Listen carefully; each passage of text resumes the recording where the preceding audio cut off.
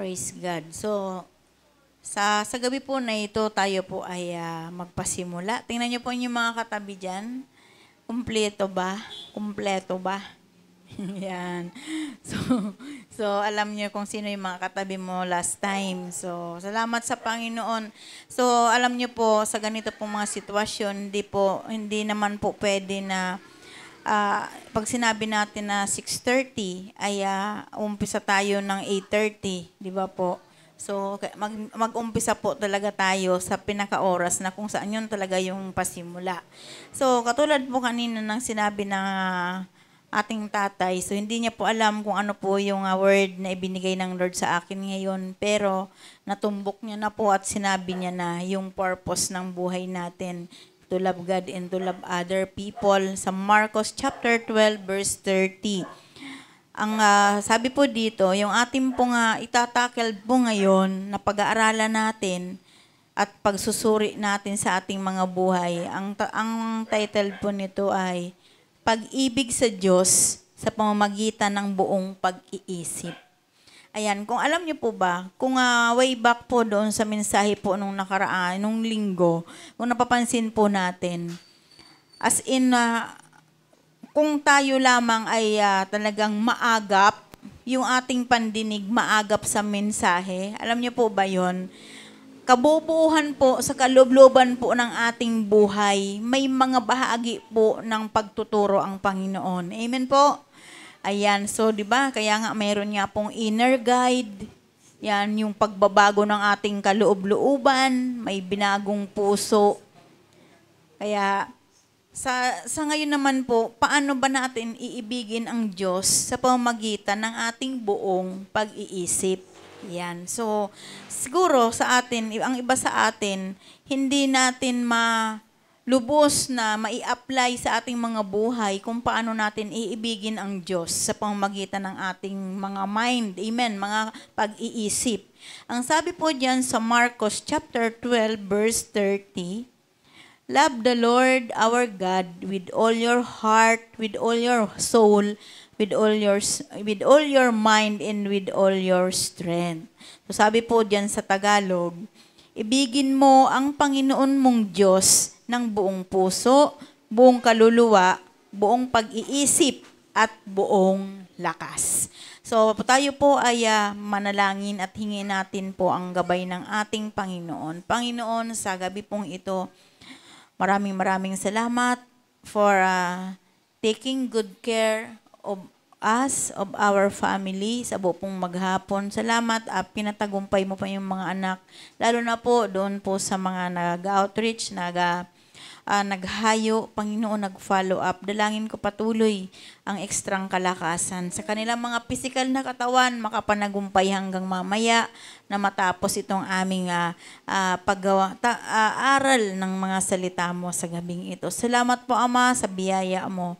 Tunay nga na kinikilala namin na ang lahat ng ito ay hindi namin makakayang gawin kung hindi sa pamamagitan mo. Salamat po, Ama, sa pagkakataong ito for leading us, for giving us your Holy Spirit as our guidance sa aming pag-aaral. Patuloy ka po, Panginoon, na mangusap sa buhay namin, sa puso namin, sa isip namin. Salamat po, Ama. Ang lahat ng ito ay ibinabalik ko sa iyo sa tanging pangalan ni Jesus. Amen. Praise God. So, inuulit ko po yung kung hindi niyo po pa nakukuha yung title po ng ating pong topic ay Pag-ibig sa Diyos sa pamamagitan ng buong pag-iisip. So maganda po yan. Kapag po yan nakuha nyo lahat, ay maganda rin po yan na i-recap, pag-aralan, at doon po sa may mga outreaches, pwede nyo po yan gawing message po sa kanila. Dahil malalim po ang impact nito sa ating mga buhay.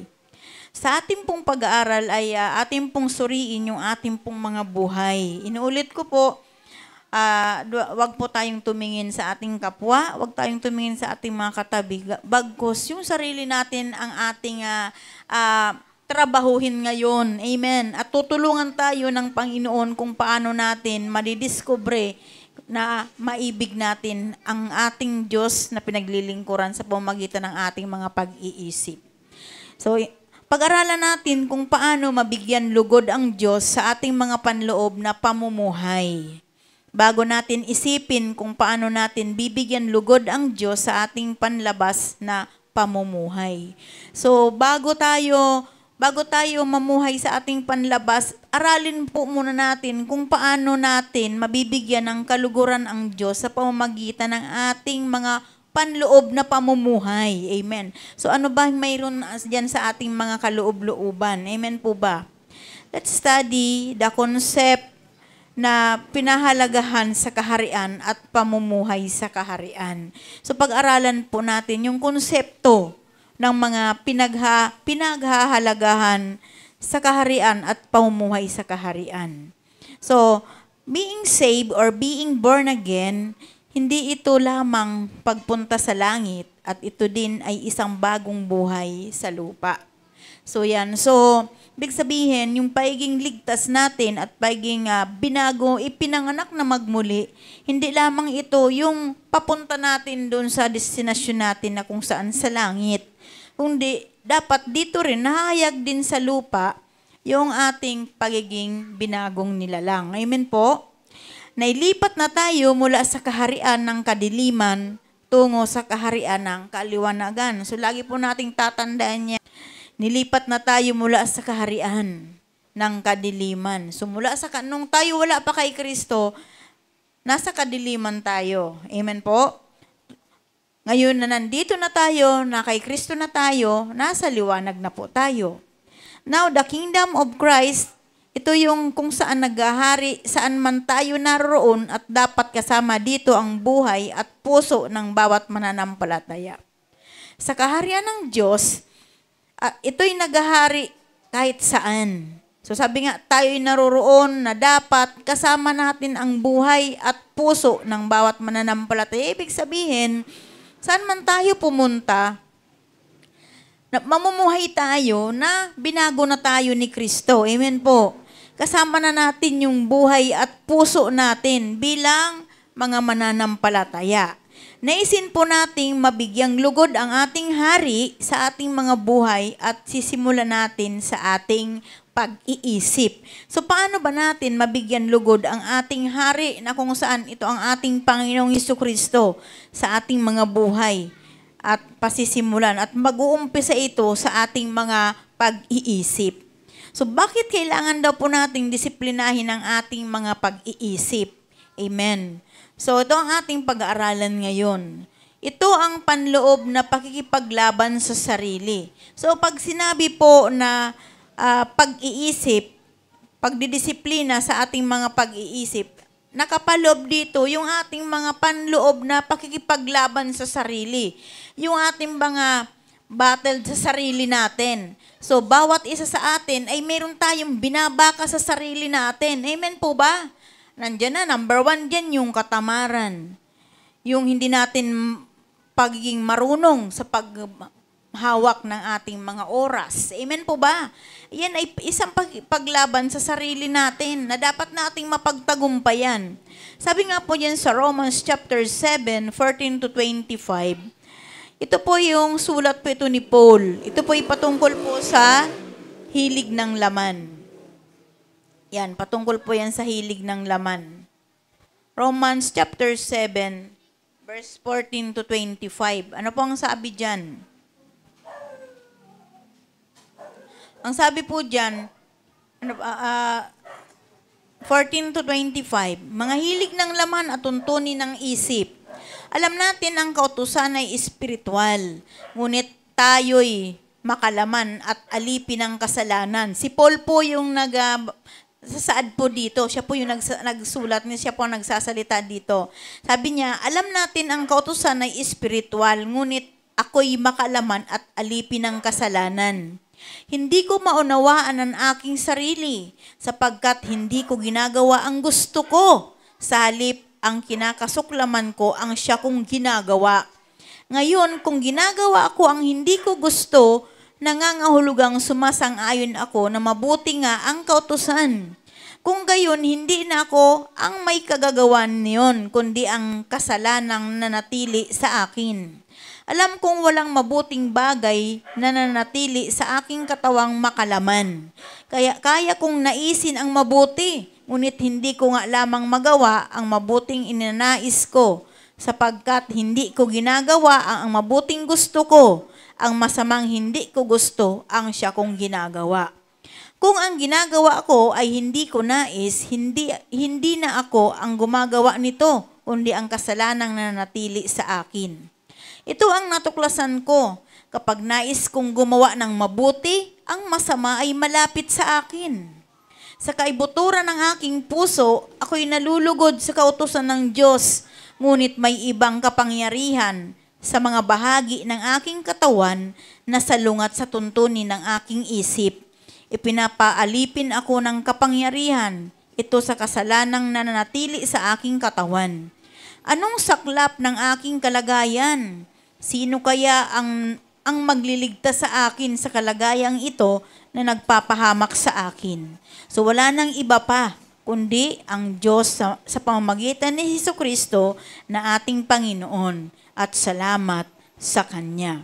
Ito nga ang kalagayan ko sa aking isip, pinaglilingkuran ko ang kautusan ng Diyos, ngunit sa aking katawan makalaman, pinaglilingkuran ko ang tuntunin ng kasalanan.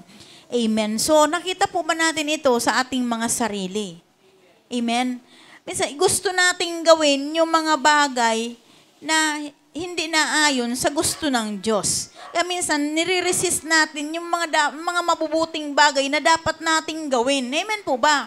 Especially kapag tayo ay mga matagal na kay Kristo, matagal na tayong nakakilala, alam na natin ang kautusan. Minsan may mga pagkakataon na kailangan pa ba natin ipakipaglaban yung ating mga sarili sa kaisipang makalaman? Hello? Nandyan po ba kayo? Nakikita niyo po ba? Alam niyo po, bilang mga lumalalim sa pangangaral kay Kristo, dapat nakikita natin yung ating sarili. Katulad ni Paul, talagang nakipagbaka siya, battle siya sa kanyang sarili, nakipaglaban siya. Ano ba yung mga panloob na pakipagbaka? Ano ba yung mga panloob na pakikipagbaka? Ano ba yung binabattle natin sa ating mga kaloob-looban? Galit, sama ng loob, pitan ng laman, kabalisahan, katamaran. Isa lamang po yan, marami pa po yan na iba sa ating katawan. Amen po ba? Kaya minsan, sinasabi natin, alam natin ang katotohanan, alam natin ang kautusan, pero bakit ang hirap nating humakbang? Amen po ba? Para tayo mismo, linalagay natin yung ating sarili doon sa pagiging pagkapahamak. Gayong alam naman natin ang kautusan. Amen po ba? Alam naman natin yung tuntunin ng Diyos, pero hindi natin sinusunod. Kailangan pa ba? Meron pa bang mangyayari na pakikipaglabang espiritual sa buhay natin? Gayong lumalalim na nga po tayo. Amen po ba? Paano ba natin ito lulutasin? So paglutas sa ating mga panloob na pakikipagbaka sa sarili. Sabi po diyan sa Romans 8, chapter 1 hanggang 11, kung mapapansin po natin, ito po yung pamumuhay ayon sa Espiritu. Sabi po diyan sa verse 1, ito po yung sulat din ni Paul at ipinapakita niya dito sa mga talatang ito na ang taong namumuhay ayon sa kalikasang makasalanan at ang mga taong namumuhay ayon sa Espiritu. So sabi nga po dito, kaya nga hindi nahahatulang maparusahan ang mga taong nakipag-isa na kay Kristo Jesus. Wala na ako sa kapangyarihan ng kasalanan at kamatayan sapagkat pinalayaan na ako ng kapangyarihan ng Espiritong nagbibigay buhay sa pamamagitan ni Kristo Jesus. Ginawa ng Diyos ang hindi kayang gawin ng kautusan dahil sa likas na kahinaan ng tao. Isinugo niya ang kanyang sariling anak sa anyo ng taong makasalanan upang pawiin ang kasalanan. Sa gayon, hinahatulan na niya ang kasalanang umualipin sa tao. Ginawa ito ng Diyos upang ang panuntunan ng kautusan ay matupad na sa atin na namumuhay ayon sa Espiritu ay hindi ayon sa hilig ng laman. Ang mga namumuhay ayon sa hilig ng laman ay walang pinapahalagahan kundi ang mga bagay na ukol sa laman. Ngunit ang mga namumuhay ayon sa Espiritu ay nagpapahalaga sa mga bagay na espiritual. Ang pagsunod sa hilig ng laman ay naghahatid sa kamatayan, ngunit ang pagsunod sa Espiritu ay nagdudulot ng buhay at kapayapaan. Kaya nga, kapag sinunod ng tao ang mga hilig ng laman, siya'y nagiging kaaway ng Diyos sapagkat hindi niya sinusunod ang batas ng Diyos at talaga namang hindi niya kayang sundin ito. At ang nabubuhay ayon sa hilig ng laman ay hindi maaring kalugdan ng Diyos. Ngunit hindi na kayo namumuhay ayon sa laman, kundi ayon sa Espiritu. Sa katunayan, nananatili na sa inyo ang Espiritu ng Diyos. Kung wala sa isang tao ang Espiritu ni Kristo, hindi kay Kristo ang taong iyon. Ngunit dahil nananahan sa inyo si Kristo, mamamatay man ang inyong mga katawan dahil sa kasalanan, ang Espiritu naman ninyo ay buhay sapagkat itinuturing na kayong matuwid ng Diyos. Kung nananahan sa inyo ang Espiritu ng Diyos na siyang muling bumuhay kay Hesukristo, siya ang muling bubuhay sa inyong mga katawang mamamatay sa pamamagitan din ng kanyang Espiritong nananahan sa inyo. Amen po ba? So, sa the rest po, ito po yung marami po tayong matututunan dito sa mga, sabi po dyan kung itutuloy po natin yan, marami po tayong matututunan. Sabi po sa 15 hanggang 25, sabi dyan, sapagkat hindi ibinigay sa inyo ng Diyos ang Espiritu upang kayo gawing mga aliping na mumuhay sa takot. So yan, so the rest noon, puro yun mga pagpapahayag na ang taong namumuhay ayon sa kalikasang makasalanan at ang mga taong namumuhay ayon sa Espiritu. So sinabi ni Paul na ang paglaban ay nasa ating mga isip. So kapag hindi tayo nasunod sa kabila ng tayo matanda na sa iglesia, matanda na tayo sa pagiging mananampalataya, ibig sabihin niyan, kung ano ang inilalagay sa atin ng isip, ay iyon ang ating mga ginagawa. Amen po ba? So ibig sabihin, tayo ay nasa espiritong makalaman. So, lagi nating pakikinggan yan. Lagi nating tatandaan, kapag ang ating isip ay papunta doon sa mga bagay na hindi naaayon sa kalooban ng Diyos, ibig sabihin, makalaman ang isip mo. Amen po ba? What we do is that we must not think of the negative things and actions. So sabi nga, paano ba natin ito malulutas? Huwag na tayong mag-isip pa ng mga bagay na negatibong at yung mga gawi na mga negatibo. Amen po ba? Sa halip, sabi nga sa Genesis 1:27, is that we are created into Christ likeness. Kung alam mo na ikaw ay nilikha na kawangis ni Kristo, bakit ka magpapaalipin sa mga hilig ng laman? Amen po ba? At sabi pa diyan sa awit 139 verse 14, sabi dito, we are unique in His creation. Lagi natin yan tatandaan.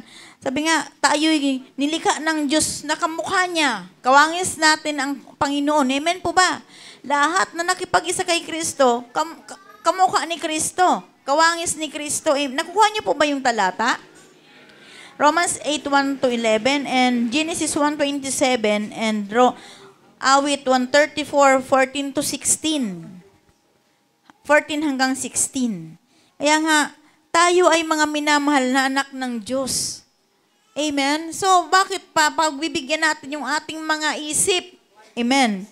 Whatever the people may think for us, we must think that we are really special in the eyes of our Lord Jesus Christ. Ibig sabihin, ano man ang isipin sa atin ng mga tao, kailangan ang isipin natin na tayo ay mahalaga, special tayo sa mata ng ating Panginoong Hesus. Amen po ba? Huwag nating bigyan ng lugar ang demonyo sa utak natin. Amen po. Wag natin bigyan ng mga negatibong kasipan yung ating isip. Dahil na kay Kristo na tayo, hindi na natin kailangan laging nakikipagbaka sa bawat gawain. Lagi na lang tayong nakikipag-battle sa ating sarili. Ang ibig sabihin, hindi ka nalago. Hindi ka lumalago kapag ganun. Battled ka na naman. Amen po ba? Kasi kapag lumalago ka, hindi mo kailangan makipagbaka. Amen po. Ibabad po natin yung ating mga sarili sa mga bagay na may kaugnayan sa pagkalikha sa atin ng Diyos sa kabila na paano mangyayari yun? Eh, siyempre, mayroon tayong trabaho, literal, mayroon tayong mga profession, mayroon tayong mga karera. Paano mababago ang ating kaisipan? Simple lang yan, sabi nga, di ba? We must love the Lord with all our heart, our soul, and our strength. Amen po ba? Lahat, pati yung yun ang dapat nating gawin sa ating mga sarili, na mahalin natin ang ating Panginoon sa ibigay natin sa Diyos, mahalin natin siya ng buong buo, na buong puso, buong kaluluwa, buong pag-iisip, at buong lakas. Amen. Kapag ibinigay na natin yan, yung buong puso natin, buong isip natin, buong kaluluwa natin, buong lakas natin, makapagmaniobra pa ba sa atin ang demonyo? Hindi na, kasi pag-aari tayo ng Diyos. So, paano natin disiplinahin ang ating mga kaisipan? Una, isipin natin ang ating isip ay isang account sa bangko. Ayan, so mag-imagine tayo ngayon. Limbawa, di ba? Yung isip natin daw, katulad ng isang bank account. Amen. Sino ito yung may mga bank account? Hindi ko naman kayo hihingian. Ayan, so, siguro naman, mayroon tayong mga bank account. Ang may lalabas lang natin ay kung ano lang ang ating idineposito. Amen po ba? So, kapag tayo mayroong bank account, ang pwede lang nating ma-withdraw dyan ay kung ano lang, kung magkano lang yung ating inilagay, ipinasok. Amen. So, kung nagdeposito tayo ng basura sa ating kaisipan, basura din yung ating mailalabas. Naniwala po ba kayo doon? Kaya, lagi lang nating iisipin na yung ating sarili, madali lang naman na mahalin ang Diyos sa pamagitan ng pag-iisip natin. Kapag mahal natin ang Panginoon sa isip natin, mahal natin siya. Hindi tayo makikipaglaban lagi, hindi tayo nakikipagbaka lagi sa ating mga laman, sa ating mga sarili. Dapat na-handle natin yung ating buhay. Spiritual man, literal man, dapat balanse. Amen po ba? So, isipin natin kung ano yung naitatanim natin sa ating mga isip. Ano ba yung naaani natin sa panonood natin sa mga television? May naaani ba tayo doon? Isipin natin yun. O ano ba yung inaani natin sa pamagitan ng paggamit natin ng mga gadgets? Yung iba, tumatalino yung tao. Kapag laging humahawak ng gadget, maraming nalalaman. Amen po? Totoo po hindi. So dito yung may mga cellphone. Alam niyo po, sa totoo lang, hindi po ako bihasa sa cellphone. Hindi ko nga po alam. Alam niyo po ba, kapag yung cellphone ko po lumalabas ay itim yung background, hindi ko na alam kung paanong gagawin dyan. So, kailangan, naghahanap na ako niya ng tutulong sa akin kung paano maibalik sa dati. Ngayon, hindi ko rin alam. Hindi ko na rin alam kung paano mabalik sa dati yung cellphone ko na kung napapansin nyo, di ba, kung nag-scroll kayo, yung account ko talaga, yung personal account ko, ang makikita nyo, anino, wala yung mukha ko. Hindi ko na rin alam kung paano maibalik yon. Kaya, sabi ko, napapansin ko, kapag laging bihasa ka sa cellphone, marami kang nalalaman na nai-enhance yung kaalaman mo. Marami sa pamagitan ng pag-scroll ng cellphone, marami kang natututunan. Amen po. Pero alam niyo po ba, ako yung tao na hindi ako talaga fond na sa mag-memorize. Hindi ako fond nung memorizing something kahit na ano. Amen. Gusto ko laging on the spot. Yan yun. Doon ako nagiging alert kapag on the spot. Amen. Kaya, minsan alam niyo po ba, kung nakikita niyo pagdating po sa pagme-message po, paglinggo, pinipili ko lamang po din yung mga talata, siya lang yung nakalagay sa PowerPoint. Kasi, hindi ko po talaga yung lahat na sasauluduhin ko pa, hindi ko po kayang gawin yun. Gusto ko po on the spot po kasi mas masarap po yung revelasyon na fresh ko. Amen. Yung fresh na revelasyon ng Panginoon. So yan. Kaya ano ba yung nakikita natin? Yun nga, ano ba yung bunga, ano ba yung naani natin sa mga pagbabasa? Ayan, sa pamamagitan ng ating pagbabasa, na-enhance yung ating kaalaman, na-improve yung ating isip doon sa mga bagay na mayroon tayong mga nababasa na hindi natin alam, nagkakaroon tayo ng kaalaman.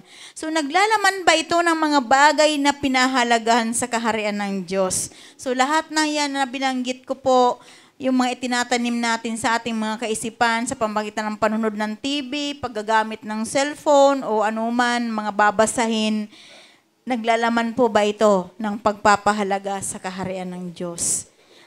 Amen? So, kayo po yung makakasagot niyan.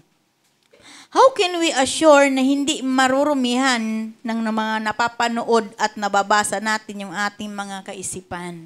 So, hindi natin sigurado kung yung ating bang isip ay nananatiling malinis. Amen po ba? Kaya nga, sa bawat panalangin natin, sa bawat paglapit natin sa Panginoon, dapat lagi nating inihingi ng banal na pagpapatawad sa ating Panginoon yung ating mga kaisipan. So, isipin natin kung ano yung ating mga pinakikinggan. So, lalo na po sa mga music, sa mga kantahin. Amen po ba? Sa mga kanta nating napapakinggan. Kung ito ba ay maganda ba sa ating pandinig?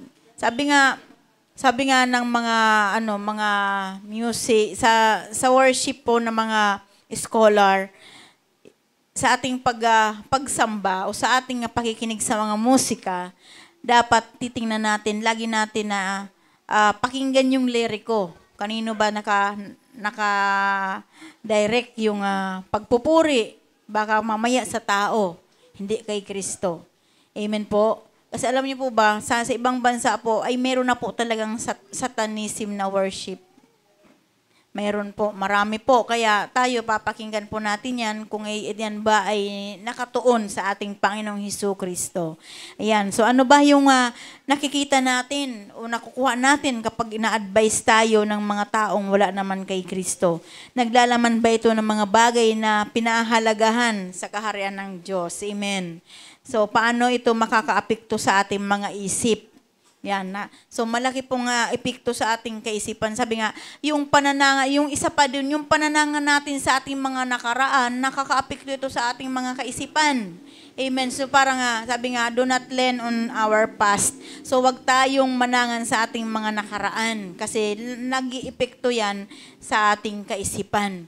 So hindi tayo makakapag-isip ng mabuti. Kasi nga po, yung mga bagay na dapat nating isipin, iniisipan natin sa yung mga bagay na ating mga pinagdaanan na. Amen po ba? Kaya lagi natin pong titingnan kung paano natin na ibabalanse yung buhay natin, yung isip natin. Lagi tayong humingi ng karunungan sa ating Panginoon. So paano ba natin i-apply sa ating mga sarili yung verse sa Marcos 12:30? Na kailangan nating mahalin ang ating Diyos ng buong puso, buong kaluluwa, buong pag-iisip at buong lakas. Paano natin yan i-apply? At paano natin disiplinahin yung ating kaisipan? So, kailangan po natin ay matibay na paninindigan na bunga ng ating pagnanasa o pagnanais na mapaluguran natin ang ating Diyos na buhay. Isipin natin yung mga bagay na mabuti. Alam niyo po ba, yung pag-iisip sa maraming bagay na wala namang kaugnayan sa ating pagiging lingkod ng Diyos ay nakaka-stress, ay nakakababa ng ating pagtingin sa ating sarili. Amen po ba? Hello. Ibig sabihin na nandoon tinatatak natin sa isip natin yung pagiging negatibo. Amen po ba?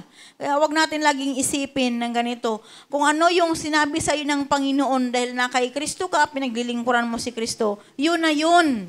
Wag mo nang babaguhin. Wag mo nang sinabihin, naku, hindi na ako gagaling. Hindi na ako makakalaya. Amen po ba? Wag lagi nating babanggitin yung mga bagay na doon, mga nakaraan na natin. Dahil sabi nga ng Panginoon, lahat ng iyan, ginawa niya na yan para sa atin. Napagtagumpayan na yan ng ating Panginoong Hesukristo. So, do not lean on the past. Amen. When we think the goodness of the Lord for us in His sacrifices, Isipin natin yun. Ano ba yung kabutihan ng Panginoon sa ating mga buhay? Amen? Alam niyo po ba, kapag inisip natin yung mga mabubuting bagay na ginawa sa atin ng Diyos, kahit mayroon tayong pinagdadaanan na pagsubok, na napiperish po yung kaisipan natin doon sa pagsubok na kinakaharap natin. Dahil nararamdaman natin, naalala natin kung gaano yung goodness ni Lord sa buhay natin. Amen. Alam niyo po ba, yung mga panahon po na kami nagpapasimula sa paglilingkod, yung kami ay full-time, marami po kaming pinagdaanan. Andyan po yung pagdating po sa pagpasok po ng buwan ng Hunyo, iba na po ang isip ko. Noong mga panahon po na yon, yung anak namin nasa elementary pa. Yung level ng kanilang pag-aaral, elementary pa yun. Iniisip ko, paano kaya yun? Paano kaya si Samuel magi-grade 6 na? Paano kaya yung susunod sa kanya? Magi-grade 4, magi-grade 2, magi-grade 1, may daycare. Sabi ko, paano kaya namin yan makukop? Kung paano namin yun mapagtagumpayan? Lagi yun yung isip ko noon. Pero dumating sa point na, sabi ng Panginoon, if you think my goodness to your life, mamawala yung focus mo doon sa kinakaharap mong mga sitwasyon ngayon. So, ginawa ko po yun. Hindi ko na pinagpukusan yun. Ngayon, ang ginagawa ko ngayon sa mga dumarating na pagsubok sa buhay namin, mga pinagdadaanan namin, Lord, napanagumpay mo nga kami magpasimula pa nung maliit yung mga anak namin, nag-elementary, nag-high school, ngayon mga kolehiyo, kung paano mo kami pinagtagumpay sa mga sitwasyon na yun, pananagumpayin mo kami sa kasalukuyan na sitwasyon namin. So, kaya nakikita ko, nagpasalamat ako sa Panginoon kasi yung motivation niya sa akin ngayon, nararamdaman ko yung kalakasan. Amen? Kasi kapag tumingin ka sa sitwasyon, kayo man din, kapag tinignan niyo yung sitwasyon, baka yun yung magiging way para kayo ay ma-down. Ma-down yung isip niyo, na iisipin niyo parang mukhang kawawa na tayo. Nakaka-relate ba tayo? Pero alam niyo po ba, sa akin po, hindi po yun ang nangyayari. Kasi lagi kong sinasabi, kaya nga, sabi ko, eto nga may pinagdadaanan ka ng sitwasyon, titigil ka pa ba sa paglilingkod? Yun, doon ka tinawag maglingkod ka. Sabi nga, kayo na mga naglilingkod sa Panginoon, gawin mo yung mga bagay na nauukol doon sa pagkatawag sa inyo ng Diyos. Amen? Kaya alam niyo po ba na wala pong makaunawa, mga literal na tao, walang nakakaunawa po sa sitwasyon ng mga lingkod ng Diyos. Amen? Alam niyo po, kahit po sa mga interview po sa akin, na naranasan ko po na yung pagpapastor, parang hindi nila makita sa pagiging pastor kung paano ba nabubuhay yung pamilya. Amen po.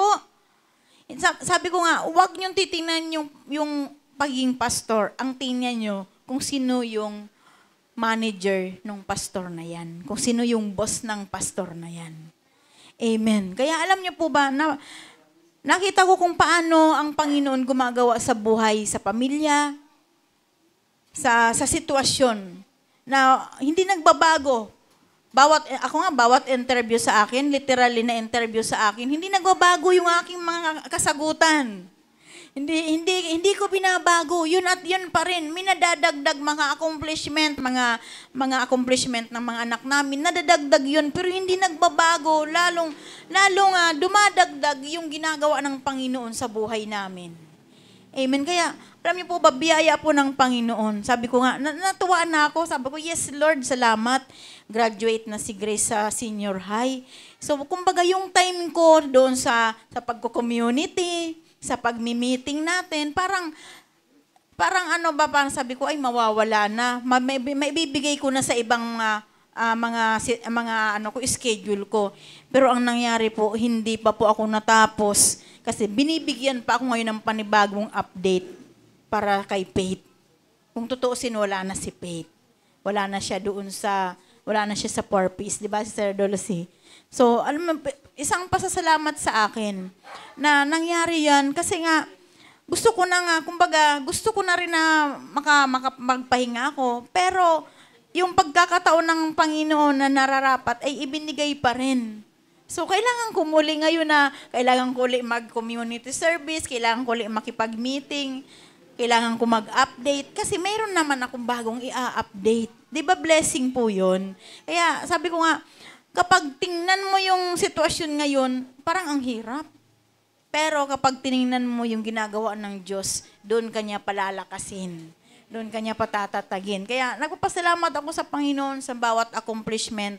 Laging malaki ang bahagi ng Diyos sa accomplishment na yan. Amen. Kaya dapat ganun tayo. Lagi tayong titingin sa mga positibong bagay. Kahit na mahirap, kahit na ang hirap. Sabi ko nga, alam niyo po, hindi po bihiro po yung magpaaral. Alam nating lahat yan. Amen po ba? Hindi po biro yung magpaaral. Pero sabi nga po ng tinig ng Panginoon sa akin, anak, kapag hindi ka nagpasya, kapag hindi ka humakbang, hindi mo makikita na gumagawa ako sa buhay ng pamilya mo. Kaya sabi ko, sige. Kaya alam niyo po, mga anak namin ngayon, hindi po nila marinig sa amin, anak, tumigil ka muna kasi mahirap eh. We never, hindi kami nagbabanggit na mahirap para sa kanila. Amen? Hindi kami nagbabanggit na mahirap yung sitwasyon. Never namin silang dinisappoint sa kanilang pag-aaral. Sige na, sige. Hanggat may pagkakataon, hanggat hindi tayo iniiwan ng Diyos, magpapatuloy kayong mag-aral. Amen? Dapat ganun tayo. Bigyan natin na tayo mismo, sabayan natin kung ano yung motivation ng Lord sa puso natin. Kasi si Lord, kaya natin nagagawa yung mga bagay na ito, it's because God motivate us in our heart. So siya yung nag-uudyok sa puso natin para gawin natin yung mga gustong gawin ng Diyos para sa atin.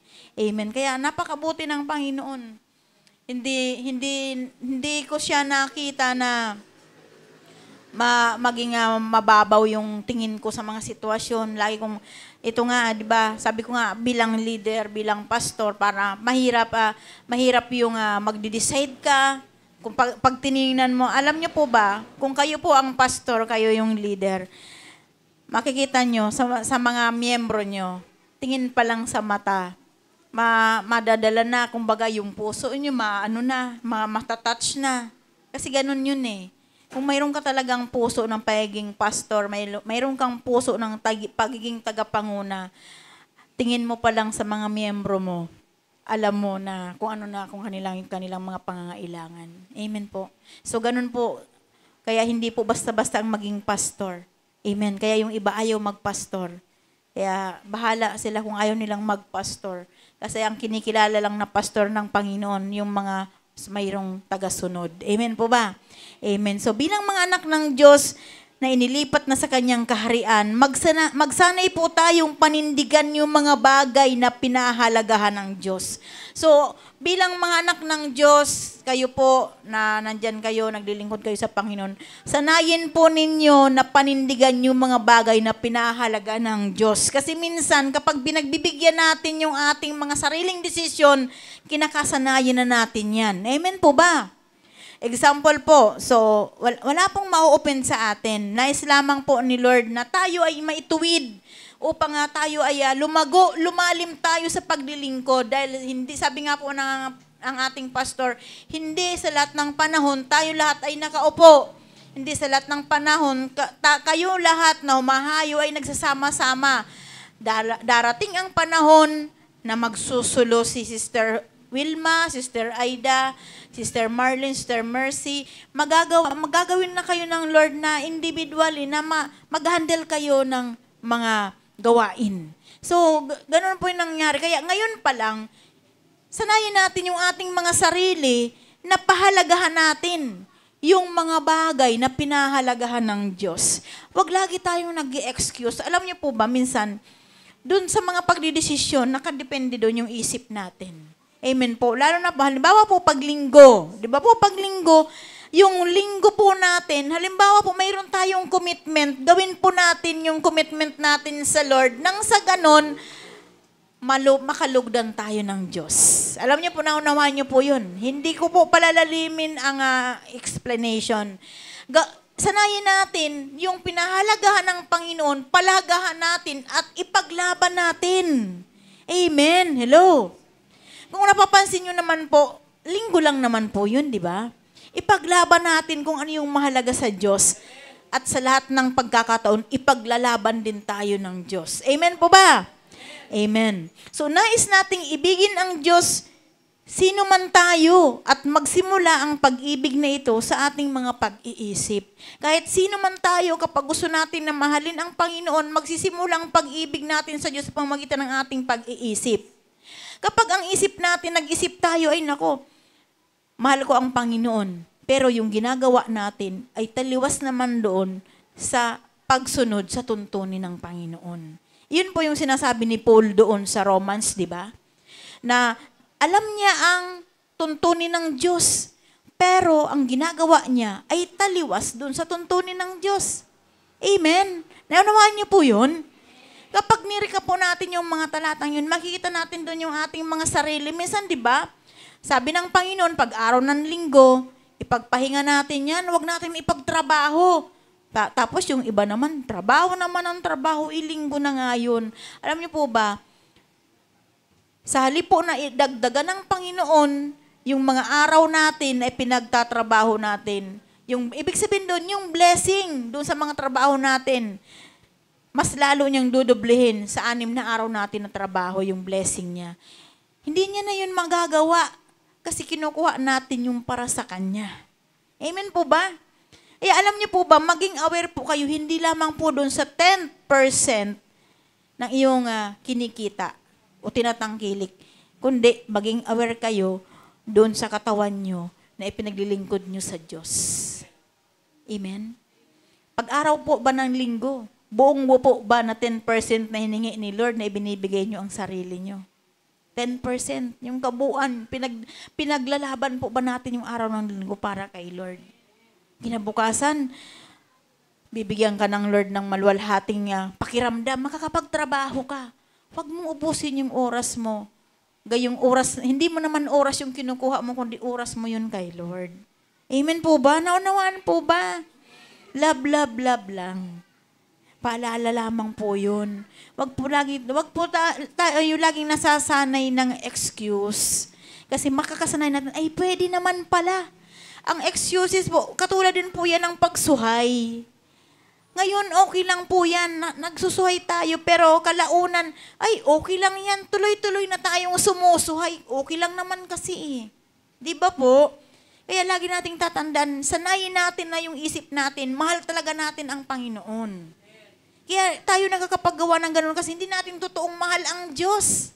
Ipaglaban natin kung ano yung para sa Diyos at ipaglalaban din tayo ng Diyos. Amen po ba? Amen. Praise the Lord. Bagamat mahirap gawin ang talikuran, ang bisyo o magpatuloy tayo sa pananalangin upang maitakwil ang mga ito at makagawa ng makabuluhang gawain sa tulong ng kapangyarihan ng Diyos. Ayan, so, sabi nga, bagamat daw mahirap gawin na kumbaga, yung mga bagay na ginagawa natin na taliwas doon sa gusto ng Panginoon para sa atin. Pero sabi nga, pagpatuloy natin na mag-pray. Alam niyo po ba, pag-araw ng linggo, Lord, lobin mo po naman na ma-straight ko po yung araw ko paglinggo para sa iyo. Hindi lang yung, kasi kung titingnan mo, 10% ng sarili natin ang hinihingi ng Panginoon para sa atin, italaga natin sa gawain ng Panginoon.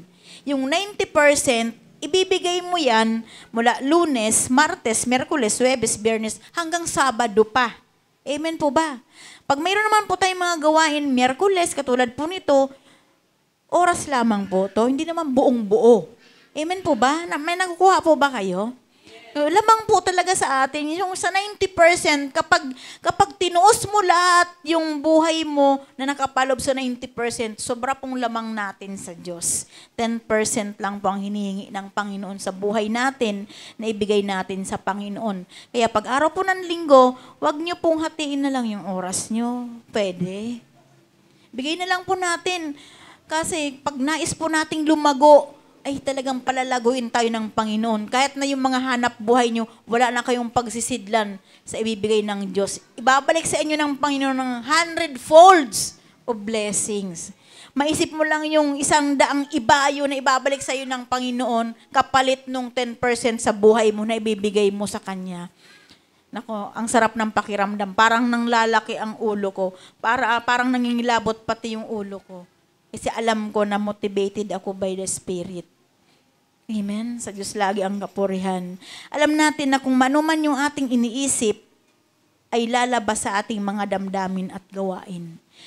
Sabi nga, katulad sa bangko, kung ano lang yung idiniposito, yun lamang ang ilalabas natin. Anuman ang ating iniisip, yun din ang lalabas sa ating mga damdamin at gawain. Amen. Kapag nag-isip ka ng negatibo, ang lalabas din dyan, negatibo. Kapag ang laman ng isip mo negatibo, ang ilalabas mo negatibo. Katulad din yan ang sabi sa Kawikaan, di ba? What the man thinks, so he is. Kung ano daw po yung iniisip ng tao, siya yun. Amen? Yun, lalabas talaga at lalabas yun. Kasi alam nga naman na, Sister Dorsey, di ba? Kapag malinis ang isip natin, kapag ang isip natin kay Lord, hindi naman tayo gagawa ng pagnanakaw. Di ba? Napakadali po na ilustrasyon.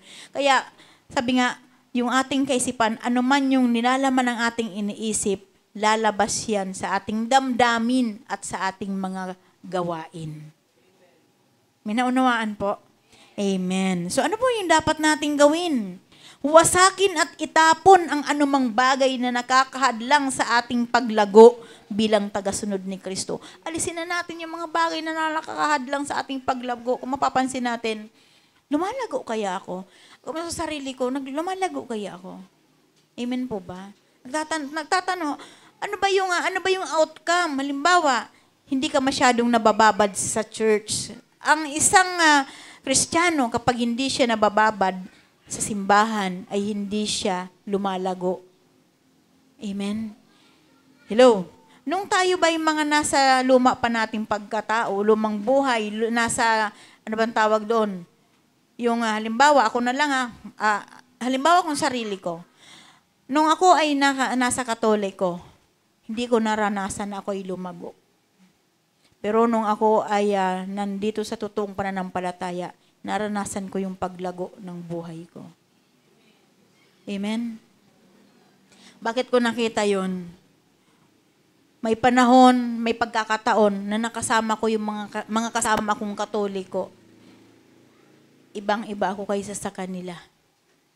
Iba yung kanilang way of thinking, iba yung kanilang way of speaking, iba yung ng kanilang pagkilos, yung kanilang mga gawa, mga iniisip, iba. So hindi ko lumago. Kaya ganito man tayo, kapag tayo hindi babad sa simbahan, hindi tayo lalago. Saan ka ba? Lalago ka ba kung araw ng linggo ka lang nandirito? Araw ng linggo ka nga lang nandirito, uwing-uwi ka palagi. Parang gusto mo na agad matapos. Amen po ba? Alam niyo po ba, ang hindi lumalagong Kristiyano ay lagi siyang naiinip, ay mainipin. Hindi pa, ano kayang oras matatapos yan si Nanay Elsa? Kaya alam niyo po, huwag kayong mag-alala. Alam ko naman wala naman sa inyo na naiinip. Diba? Kasi alam ko po kung paano i-handle yung oras. Alam ko po kung ilang minuto ko tatapusin yung mensahe ng Panginoon na pinapabigay sa ating lahat. Kasi si Lord ang nagbigay niyan eh. Iaayos ni Lord lahat yan. Yung timing, yung segundo, kung ilang oras mauubos yan. Amen? Kaya nga, sinusuma total natin, every Sunday, mayroon tayong 5 oras dito sa simbahan. 2.5 oras sa umaga, 2.5 oras sa hapon. Kaya lang naman tayo medyo tumatagal, minsan na maabot ng 3.5. Kasi di ba masarap pag nagsasama-sama ang mga nagmamahal kay Kristo. Hindi nauubos yung kwentuhan. Di ba? Hindi, parang ayaw mo nang umalis. Kasi alam niyo po ba, na lahat tayo, kumbaga sa baga, lahat tayo nagdidingas, nag-aapoy. Subukan mo, umuwi ka agad sa bahay mo, mag-aapoy ka kaya? Pwede, mag-aapoy ka sa galit. Tama, Sister Dulce. Kaya mabuti ang ginawa mo, nagpasya ka ng maglingkod. Amen. So wala naman tayong ibang pupuntahan. Amen po ba? Wala tayong ibang pupuntahan. Sabi nga, yung iba naman, ako, doon nga muna ako simbahan para makaiwas ako sa bibig ng aking asawa. Doon muna ako simbahan, mga kabataan, doon muna ako mag-isti sa simbahan para makaiwas ako sa utos ni mama. Diba? So yan, kung susumahin talaga, we only 5 hours sa church. Kaya wag na nating bawasan yung 10% natin pag linggo. Yung 10% na service. Maliban doon sa 10% talaga na talagang kinukuha talaga sa atin ng Panginoon. Kaya palawakin natin na spiritual mindset, yung 10% na yan, hindi lang yan nakapalob sa pera. Yung oras natin sa Panginoon. Amen. Hello, may natutunan po ba tayo? So, bago tayo mga tulog, tanungin natin ang Panginoon. Lord, sabihin natin, naging kalugod-lugod ba ako sa iyo sa buong maghapon na ito? Lord, napaluguran ba kita? Kasi alam niyo po ba, sabi nga, yung inner guide, yung pinag-usapan natin noong linggo, yung inner guide, mag-guide yun sa atin, ipapaalala sa atin, ay, hindi ka naging excellent sa maghapon na ito. Ay, nagsinungaling ka. Yun yung papel ng inner guide. Yung binago ni Lord yung ating kaloob-looban, may nagga-guide sa atin. Kung, 'di ba? Kung sa sanlibutan, yung konsensya. Kung nasa sanlibutan pa nga tayo, nakukonsensya tayo, 'di ba? Na nagluloko tayo. Ito pa kaya spiritual na tayo. Sigurado mayroon. Kaya lagi tayong tanungin natin lagi ang Panginoon. Hindi dahil sa huling-huli na tayo. Ibig sabihin ko ng huling-huli, banal na banal. Amen po? Kundi, bahagi yun ng pagpapakatotoo natin sa Panginoon na ina-acknowledge natin yung totoong pagka-Diyos niya sa buhay natin at kung ano tayo sa harapan ng Diyos. So, lagi natin na idinidepende yung buhay natin, Lord. Worthy ba ako sa ginawa ko na good work ngayong araw na ito? Di ba? May mga pagkakataon sa buhay natin na nag-good work din tayo. Pero bahagi iyon ng pagbibigay natin kalugod-lugod sa pangalan ng Panginoon. Amen? Kasi yung good work natin, hindi tayo naghihintay ng kapalit noon kasi alam natin na alam ni Lord yung ginawa natin, siya ang magbabalik sa atin noon. Amen po ba? May nakakuha po ba? Kaya nga sabi nga sa 8:5 ng Romans, sapagkat ang mga namumuhay ayon sa hilig ng laman ay nahuhumaling sa mga bagay na ukol sa laman. Ngunit ang namumuhay sa patnubay ng Espiritu ay nagsisikap sa mga bagay na espiritual. Amen? So alam niyo po ba, yung bang lagi nating maisip na ang gagawin natin maka-espiritual? Amen po? Alam niyo po ba, totoo po yun, kapag ikaw malalim sa espiritual, kapag ang gusto mong pamuhay na maka-espiritual, mamamatay sa iyo ang mga bagay na makalaman. Naranasan niyo po ba yun? Experience ko po yun. Kapag ang iniisip mo, maglingkod ka sa Panginoon, mapaluguran mo ang pangalan ng Panginoon, kung paano makita ni Lord na nasiyahan si Lord sa ginagawa mo, papatayin niya yung mga bagay na makapagdadala sa iyo para mahumaling ka sa pagiging makalaman mo. Kaya dapat mahal talaga natin ang Panginoon ng buong puso, buong pag-iisip, buong kaluluwa, at buong lakas natin. Lagi nating tatandaan. Parang nangingilabot ako, nakikita niyo yung aking, parang lumalaki ang aking ulo. Pag ganito yung mga bagay na pinag-uusapan, nandyan lagi ang kapangyarihan ng Diyos. Sabihin niyo sa akin kung hindi niyo nararanasan yung ganun. Kapag lamang ang pag-ibig natin sa Diyos, konti ang paging makalaman natin. Minsan pag sinabi ko, Lord, I want more of you and less of me. Pag sinabi kong, Lord, ikaw lahat, gusto ko ikaw lang lagi sa buhay ko at ayaw kong makita yung ako talaga. Bawasan mo yung pagiging makalaman ko at lamangan mo yung pagiging maka-spiritual ko. Kaya alam niyo po ba, it's a matter of balancing our mind. So kapag binalansin natin yung isip natin, kapag pinamuhayin natin yung 12:30 ng Mark, talagang makikita mo, Babaguhin ka ng Panginoon. Hindi lang araw-araw, oras-oras, may makikita kang pagbabago sa'yo. Kasi lalabas yan sa ano mo, lalabas yan, sabi nga, kung ano yung laman ng isip natin, yun din yung laman sa damdamin natin at mga gawain natin. Amen. Kaya sa napakabuti ng Diyos, nagpasalamat ako sa Panginoon.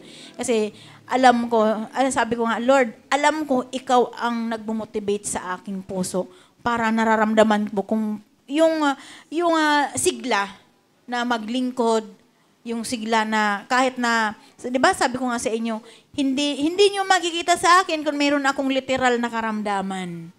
Kasi nga, nakadepende ako sa Panginoon. Kapag nakakadama ako na nga, parang nalulungkot ako, Lord, ayoko ng ganitong sitwasyon. Gusto ko, ikaw yung mabuhay sa akin, ikaw yung mahayag sa akin. Kaya minsan, alam niyo po ba, patutuko po sa isa palengke. Sa palengke, mayroong isang matanda doon na nagtitinda ng damit. Sabi niya, tuwing araw-araw nakikita niya ako, kasama ko siya doon sa center namin sa card. Alam niyo, sabi mo, alam mo, tuwing nakikita kita, parang wala kang problema. Sabi ko, oh. Sabi ko, kapag wala tayong problema, abnormal tayo. Yun yung binalik ko sa kanya. Hindi nga. Sa nakikita ko sa'yo, parang wala kang sakit. Sa nakikita ko sa'yo, parang wala kang, sabi, parang hindi ka nagkaanak. Pero alam ko naman na may mga anak ka. Sabi ko, bakit? Ano ba talaga yung nakita mo sa akin? Yun na nga yun. Sabi ko, alam ko na. Hindi na kasi ako ang nakikita mo sa sarili ko, kundi ang nakikita mo, yung kaluwalhatian ng Panginoon sa akin. Yung glory ng Lord. Kasi kilala ko doon sa center namin na gano'n, na pastor nga ganyan.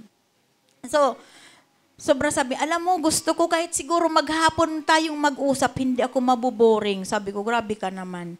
Sabi, oo, totoo yun. Kaya ang ginawa ko sa kanya, sige, bago ako aalis, ipagpipray kita.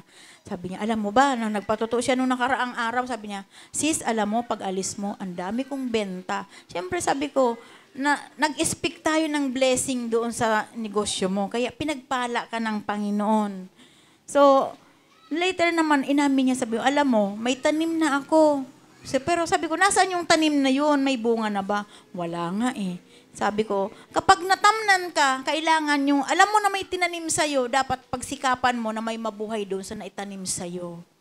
Ganun lang, parang pinatalinghaga ko ba yung sabi ko sa kanya. Pero ang katotohanan nun, ang ibig kong sabihin sa kanya, wag siyang manatili, wag siyang mabuhay doon, na alam niya lang na may tanim na siyang salita ng Diyos. Kaya lang dati, pero ngayon wala na.